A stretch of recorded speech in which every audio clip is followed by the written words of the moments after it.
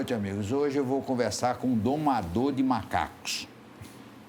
Nós recebemos com muito prazer o doutor Demetrios Montenegro, que é infectologista famosíssimo e que depois de trabalhar muito na Covid, agora está agarrado com os macacos. Doutor Demetrios, essa varíola dos macacos lhe surpreendeu? Surpreendeu, né? Na verdade, o mundo todo. Desde a década de 70, que vem acontecendo alguns surtos da varíola do macaco na região da África, né? Principalmente no leste e na África subsaariana, na República do Congo e na Nigéria, se não me engano. Sendo que eram surtos bem restritos, né? Principalmente em crianças, em contato com animais silvestres. Na verdade, até esse nome deveria ser mudado, porque não é só o macaco que transmite esse tipo de varíola. O problema é que o macaco também adoece, tem a sintomatologia semelhante à que o humano vem apresentando, mas outros animais silvestres também transmitem essa varíola. E era o que acontecia nessa região da África. E sendo que, provavelmente, por alguma mudança de variantes do próprio vírus, né? A gente já falou tanto de variantes de Covid, então, provavelmente, por essas mudanças, houve uma contaminação maior entre os humanos. Porque quando um vírus que originalmente acomete doenças em animais começa a cometer doenças em humanos, porque ele se adapta a penetrar nas células do humano para causar doença. Então, provavelmente, deve ter acontecido algum tipo de mutação que favoreceu essa transmissão para humanos numa velocidade maior do que vinha acontecendo do início da década de 70. Na verdade, desde 2018, que a OMS começou a observar um aumento significativo do número de casos entre humanos nessa região da África. No entanto, assim, não fez nada, né? Então, esse é o grande questionamento por não ter sido feito nenhum tipo de bloqueio ou de atenção. É uma doença emergente, né? E não foi feita nenhuma providência para tentar conter esse surto. Não teria sido provocado pela Covid e não deixou as pessoas menos resistentes? Não, porque desde 2018 já vinha, né, nesses países, principalmente no Congo, observando um aumento significativo do número de casos, tanto em homens, quanto em mulheres, quanto em crianças, independente até do Covid. A exemplo da AIDS, se começou dizendo que a varíola do macaco começava com relações homossexuais, né? Por quê? Olha, na verdade, isso é um grande cuidado que nós temos que ter, né? Para não corrermos o mesmo risco do que foi com a AIDS, né? Onde eram estampados nos jornais, principalmente em São Francisco e Nova York, a peste gay, né? Então, isso a gente precisa tomar muito cuidado, porque, na verdade, a transmissão da varíola, ela é contato, seja ele qual for.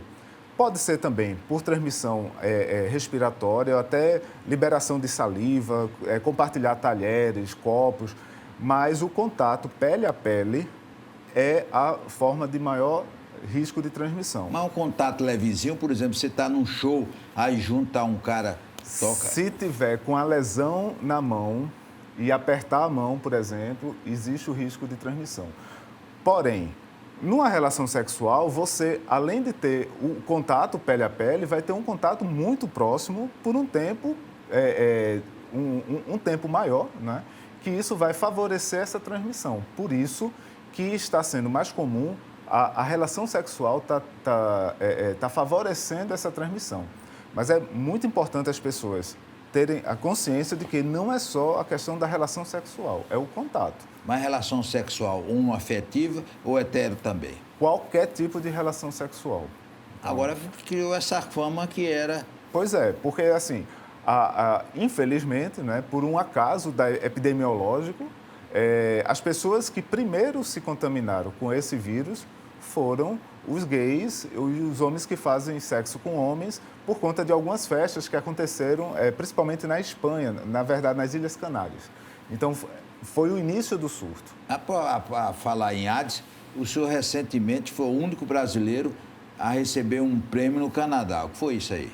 Pois é, isso daí foi uma grande surpresa e foi na Conferência Internacional de AIDS. e que nessa conferência é feita uma avaliação dos profissionais que trabalham sem preconceito, sem estigmatizar a pessoa, né, que vive com AIDS. E aí, quem faz essa indicação são as próprias pessoas que vivem com AIDS, que são atendidas nos serviços, e me indicaram. Aí eu passei por um processo pela própria International AIDS Society, que culminou com essa premiação, né, que eu fiquei muito, muito feliz, né, muito surpreso, principalmente por ter vindo das pessoas que eu acompanho, né, e isso é muito gratificante. Né? Melhorou muito o tratamento das pessoas com AIDS? Sim, significativamente. Então, para você ter uma ideia, né, na década de 90, as pessoas, para terem uma qualidade de vida em relação ao HIV, à AIDS, tomavam em torno de 10 comprimidos por dia. E isso tendo todos os efeitos adversos, coquetel, né? Exato, das medicações. Hoje em dia, 2 comprimidos, a pessoa sem efeito colateral praticamente nenhum, qualidade de vida e o mais importante que a gente precisa difundir isso até para quebrar esse estigma do HIV. Uma pessoa que tem o HIV e que está bem controlada, ela não transmite HIV numa relação sexual. Então, foi muito discutido isso nessa conferência, que tem até um U igual a U, né, que na verdade em português seria I igual a I, né, indetectável, que é o vírus zerado no sangue, igual a não transmissão, né, a intransmissível. Então, isso é o grande passo, a grande chave na luta justamente de quebrar esse estigma, quebrar esse preconceito. E para as pessoas que vivem com o HIV, isso é muito importante, sabe? Saber, ter a certeza que mesmo tendo HIV, mesmo tendo uma relação sexual, e se acontecer da camisinha rasgar, tiver algum problema, não vai transmitir o HIV para o parceiro ou para a parceira. E a grávida passar para o filho? Isso já há muito tempo, já se tem muita tranquilidade, não é? Então, tanto é que, por exemplo, alguns países, até como Cuba, que trabalha muito nessa questão da prevenção de transmissão da mãe para o filho, da transmissão materno-fetal, já há alguns anos já não tem mais, é zero a transmissão mãe-filho do HIV. No Brasil ainda existe, porque a gente tem, infelizmente, um diagnóstico tardio muito grande, um número de diagnóstico tardio muito grande. Mas quando a gestante é descoberta sendo portadora do vírus, no início da gestação, começando o tratamento, ela chega no final da gestação sem vírus no sangue e, com isso, sem chance de transmitir para a criança. E esses 2 casos recentes de cura da AIDS, que foi tanta badalação nas mídias, foi correto? Olha, isso daí é uma grande porta que se abre para o futuro, né? Então, já temos, antes desses 2, já tinham mais 4 casos, todos na mesma situação, né? Relacionada a um transplante de medula óssea. Então, a pessoa que tem o HIV se descobre com um linfoma, uma leucemia, é necessário fazer um transplante e aí, por conta desse transplante, tem algumas características de algumas células que a pessoa realmente consegue eliminar o vírus. Muitas pessoas que eu acompanho chegam para mim e fazem: Demetrios, e se eu fizer um transplante para ficar curado? A gente diz, olha, não tem sentido. Por quê? O transplante está indicado para quem tem a leucemia. Uma pessoa que faz o transplante toma tanta medicação no pós-transplante, que são medicações até mais complicadas do que o próprio antirretroviral, do que o próprio coquetel, que hoje só são 2 comprimidos. Então, mas assim, para a ciência isso é muito importante, porque é um caminho que se achou.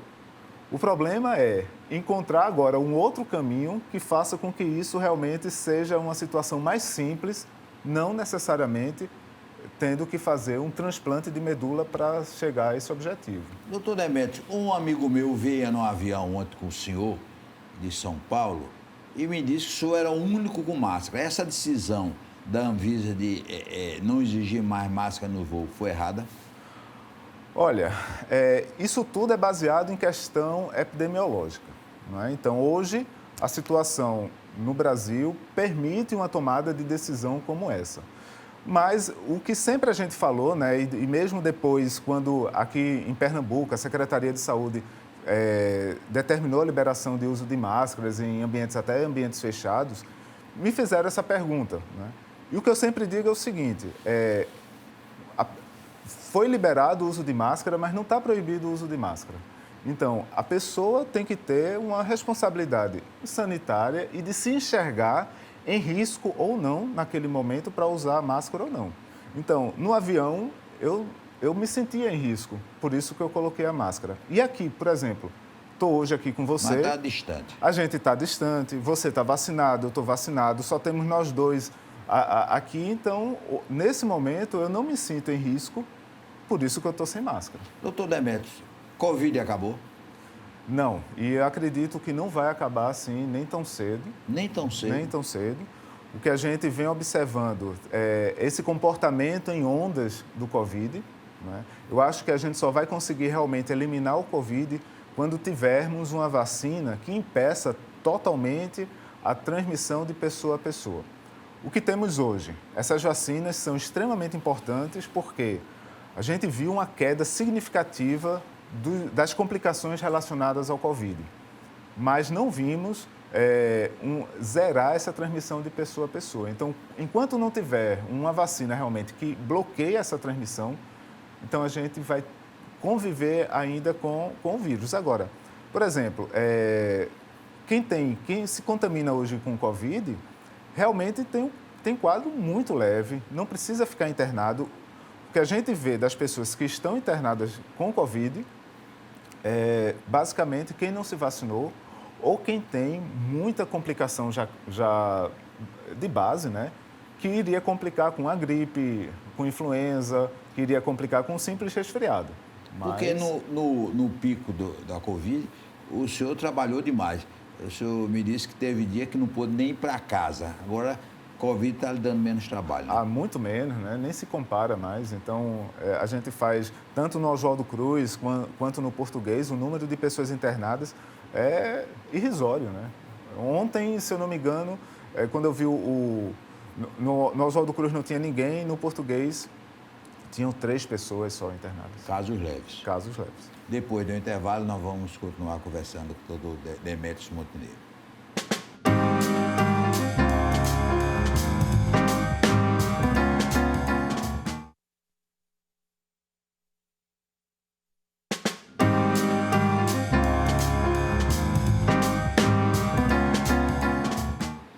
Doutor Demétrios, entre seus clientes mais pobres do Oswaldo Cruz, trocam muito seu nome? Porque Demétrios não é muito fácil de dizer, não. Trocam não. Não guardam trocam, bem de Demétrios? Guardam mesmo. E outra coisa, você me chamando assim de doutor, né? Eu fico até um pouco constrangido, porque, na verdade, as pessoas que eu acompanho, mesmo no Oswaldo Cruz, eu libero de me chamar de doutor, me chamar pelo nome mesmo. Pode liberar, mas eu não vou deixar de chamar porque o senhor é doutor. Agora vamos voltar para os macacos. Quais são os sintomas da varíola do macaco? Bom, mais uma vez, aqueles sintomas daquelas viroses, né? Que febre, dor no corpo, normalmente se inicia com moleza, prostração, a febre, a dor no corpo e aí começam as lesões. As lesões podem ser localizadas, mas podem ser disseminadas também.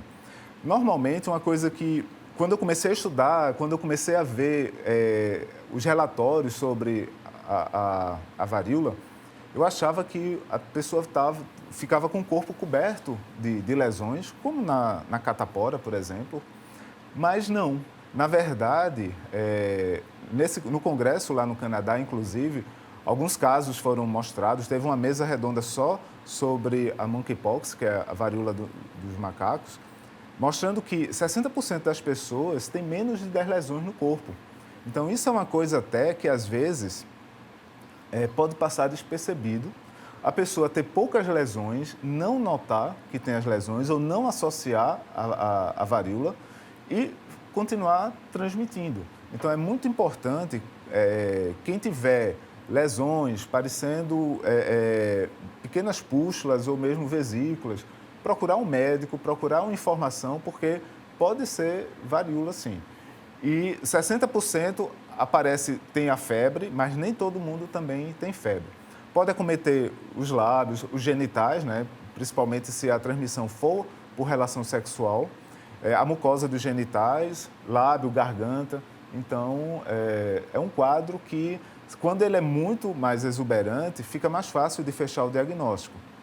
Quando ele é mais leve, a pessoa pode não se ligar que possa ser varíola e não procurar uma unidade de saúde. Né? Dói? Dói, principalmente se for em mucosa. Então, às vezes confunde muito com herpes. No lábio, por exemplo, ele faz uma lesão maior que pode fazer uma úlcera, né? Começa com uma vesícula, né? Um carocinho, e depois rompe e forma uma úlcera mesmo, uma lesão ulcerada, extremamente dolorosa.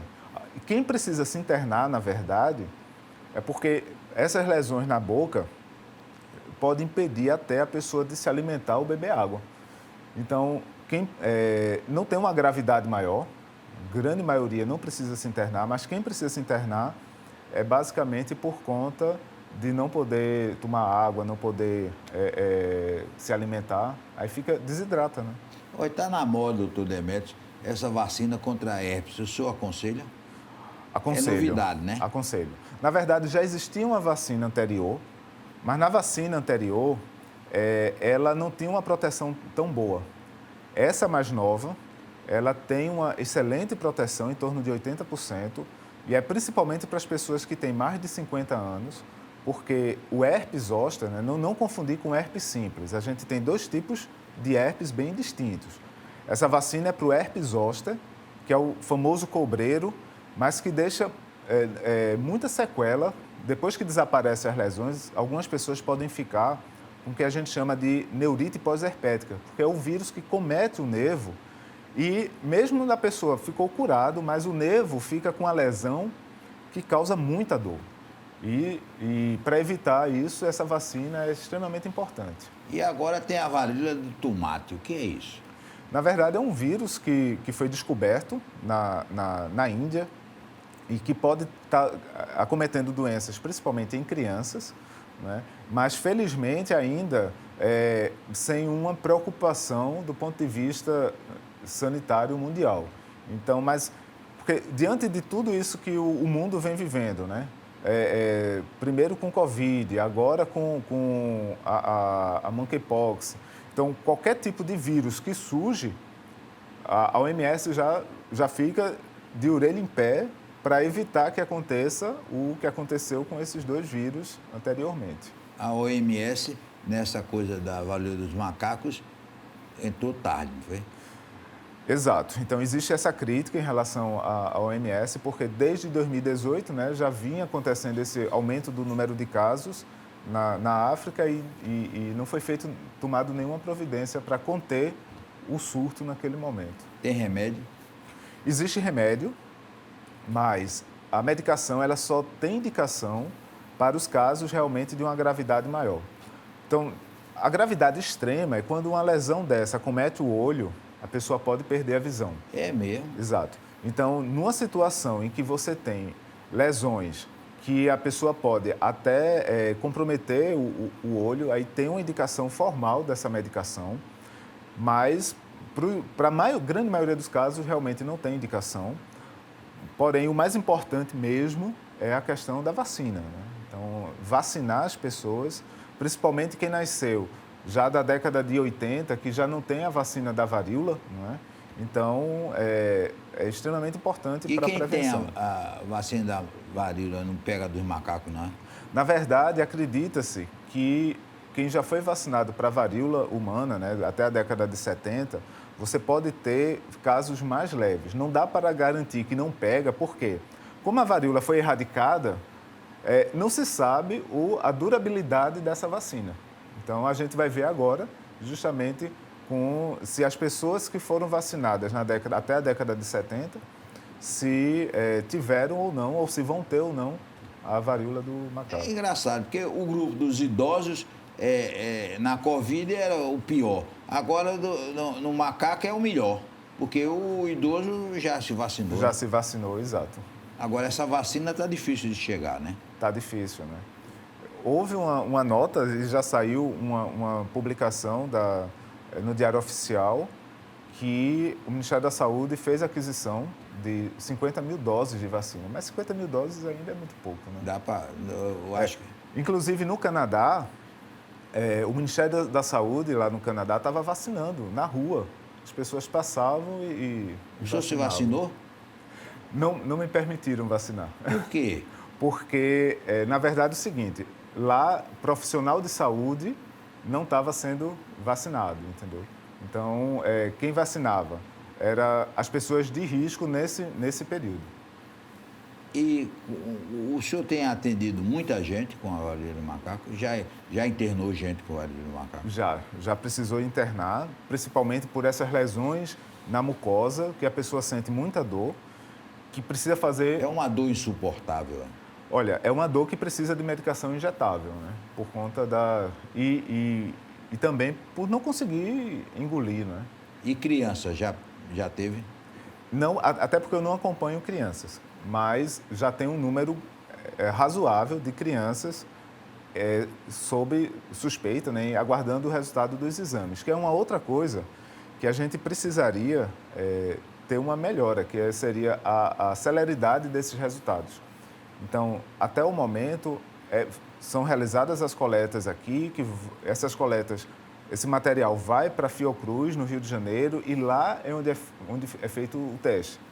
Como era lá no início do Covid. Então, na verdade, os LACENs estaduais deveriam já iniciar esse processo, justamente para acelerar esse resultado, porque algumas pessoas podem ficar com as lesões até uns 20 dias. Então, na verdade, a lesão tem um potencial de transmissão até enquanto tiver só a crosta, né? Aquela casquinha mesmo, aquilo ali ainda transmite. Precisa aquela casca cair para a pele voltar ao normal para deixar de transmitir. Então, essa pessoa que tem que ficar em casa e ter cuidado com as pessoas que estão em casa também. Exatamente, porque justamente a superfície também pode transmitir, né? Então, por exemplo, compartilhar mesma cama, né? O lençol da cama, compartilhar a toalha. Algumas pessoas compartilham roupa sem estar lavadas, pode transmitir também. E é preciso cuidado, né? É preciso cuidado, exatamente. E o senhor acredita que esse número que se fala, que já tem 3 mil no Brasil, aqui em Pernambuco tem muitos casos, tem muitos casos que não são notificados. Você vê aquela feridinha, pensa mas aí o que acontece? Nesse momento inicial, todo caso suspeito, ele precisa ser notificado. Então, os números são mais reais. Até porque a realização do exame, ele precisa dessa notificação. Então, é uma notificação obrigatória, imediata. Então, qualquer profissional de saúde, não só médico, qualquer profissional de saúde, observou, ele tem a obrigação de fazer essa notificação para a Secretaria de Saúde. E os seus hospitais, o Oswaldo Cruz e o Português, estão preparados para enfrentar os macacos? Preparadíssimos, tanto o Oswaldo Cruz como o Hospital Português. E, na verdade, no Hospital Português, eu também sou funcionário do hospital, né? Eu trabalho na Comissão de Controle de Infecção Hospitalar, além de atuar como infectologista com as pessoas internadas e faço consultório. Mas nesse enfoque de controle de infecção hospitalar, desde que surgiram os primeiros casos de monkeypox, a gente já começou a fazer todo o protocolo de internamento, assim como foi no Covid também, né? Então, o Hospital Português está plenamente preparado para qualquer tipo na verdade, de doença transmissível, até porque é um hospital que tem acreditação internacional, então precisa estar preparado para isso, né? Doença no mundo todo, infecciosa, todo o protocolo já está pronto, já faz tempo. Ô, doutor Demetrios, essa coisa de doenças sexualmente transmissíveis, a sífilis, por exemplo, a sífilis nem existe, a sífilis tem um negócio de cruz, 1, 2, 3, 4, 5 cruzes, né? Exato. Ainda tem sífilis? Existe e muito. E muito, E não só aqui no Brasil, mas no mundo todo. o número de casos de sífilis vem aumentando exponencialmente. O que é sífilis? Sífilis é uma doença milenar até, né, causada por uma bactéria, que a transmissão é por relação sexual. Então, seja qual for o tipo de relação sexual. Então, é extremamente fácil de transmitir e, na grande maioria das vezes, a pessoa não percebe que se contaminou. Algumas apresentam a lesão, principalmente na região genital, às vezes na boca, mas que desaparece rápido, não causa dor, e aí a pessoa vê aquela lesão, com pouco tempo a lesão desaparece, deixa para lá. E aí a pessoa tem a bactéria que pode passar anos transmitindo, mas não sente mais nada. E só vai descobrir, por acaso, quando vai fazer um exame.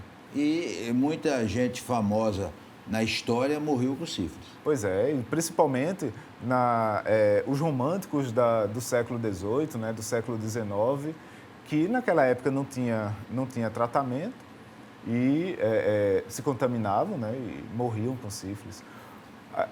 A virada de chave da história natural da sífilis veio com a Segunda Guerra, né, com a disseminação do uso de penicilina, que foi a primeira vez que um antibiótico foi utilizado em larga escala, que aí é o tratamento até hoje da sífilis, é a penicilina. Nós queremos agradecer ao doutor Demétrios por esse show que ele deu e, apesar de não querer ser chamado doutor, é doutor Demétrios, o único brasileiro que recebeu o prêmio no Congresso Mundial de AIDS no Canadá. Um forte abraço e até amanhã, se Deus quiser.